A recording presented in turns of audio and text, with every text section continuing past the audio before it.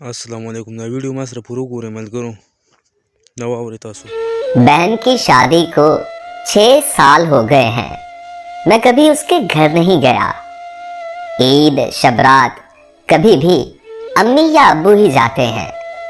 मेरी बीवी एक दिन मुझसे कहने लगी कि आपकी बहन जब भी घर आती है उसके बच्चे घर का हाल बिगाड़ देते हैं, खर्चा डबल हो जाता है। और तुम्हारी माँ हमसे छुपकर कभी उसे साबुन की पेटी देती है और चावल भी दे देती है। अपनी माँ को बोलो ये हमारा घर है, कोई खैरात सेंटर नहीं। मुझे बहुत गुस्सा आया।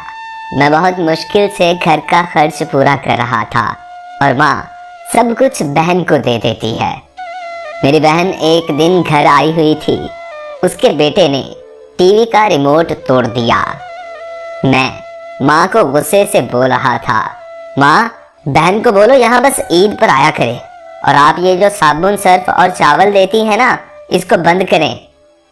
माँ चुप रही, लेकिन बहन ने सब सुन लिया था और वो भी चुप रही। 4 बज रहे थे। उसने अपने बच्चों को तैयार किया और कहने लगी, भाई मुझे बस स्टॉप पर छोड़ो। मैंने झूठे मुंह कह दिया, कुछ दिन और रह लेती।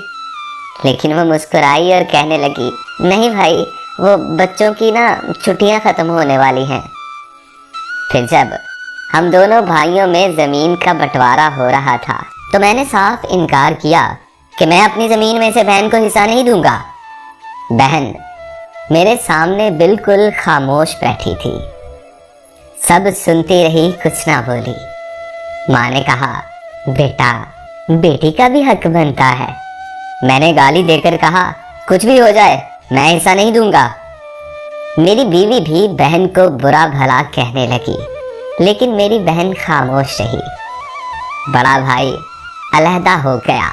कुछ वक्त के बाद मेरे बड़े बेटे को टीबी हो गया। मेरे पास उसके इलाज करवाने के लिए पैसे नहीं थे। मैं बहुत परेशान था और कर्ज भी ले चुका था। मैं गुमसुम सोचों में डूबा एक कमरे में अकेला बैठा था और शायद रो भी रहा था। उस वक्त वही बहन घर आई। मैंने गुस्से से बोला, अब ये मनहूस आ गई। फिर मैंने बीवी से बोला कि बहन के लिए कुछ बना दो, आ गई है ये।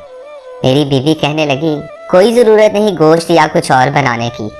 फिर 1 घंटा बाद मेरी बहन मेरे पास आई और बोली, भाई परेशान हो? बहन ने मेरे सर पर हाथ फेरा और कहने लगी, बड़ी बहन हूँ तुम्हारी, गोदी में खिलाया मैंने तुम्हें, देखो अब इतने बड़े हो गए हो कि मुझसे भी बड़े लगते हो। फिर मेरे करीब हुई, अपने पर्स से सोने के कंगन निकाले और मेरे हाथ पर रख दिए। फिर आहिस्ता से कान में बोली, पागल तू ऐਵੇਂ परेशान होता है। बच्चे स्कूल थे, मैंने सोचा दौड़ते दौड़ते भाई से मिलाऊं। ये कंगन बेच, अपना खर्चा कर और बेटे का इलाज करवा। कमलिया टेंशन न लिया कर, शक्ल तो देख क्या हालत बना ली है। मैं खामोश था, बहन की तरफ देखे जा रहा था। वो आहिस्ता से बोली, किसी को बताना ना कंगन के बारे में, तुम्हें मेरी कसम है। मेरे सर पर उसने बोसा दिया और 1000 रुपये मुझे दिए। शायद ये उसकी जमा पूंजी थी। वो 1000 रुपये का नोट मेरी जेब में डाल के बोली, बच्चों को गोश्त ला देना और परेशान ना हुआ कर ऐसे मेरे होते हुए। वो जल्दी जाने लगी। मैंने उसके पैरों की तरफ देखा। टूटी हुई जूती पहनी थी उसने और फटा पुराना सा दुपट्टा ओढ़ा था। वो जब भी आती थी उसके सर पर वही पुराना दुपट्टा होता था। कुर्बान जाऊं बहन की इस मोहब्बत पे। हम भाई कितने मतलब परस्त होते हैं ना, और बहनें भाइयों का जरा सा दुख नहीं बर्दाश्त कर पाती। हाथ में कंगन पकड़े जोर जोर से रो रहा था। बहनें अपने घर में खुदा जाने कितने दुख सहती हैं। कुछ लम्हे बहन के पास बैठ लिया करें, उसका हाल पूछ लिया करें।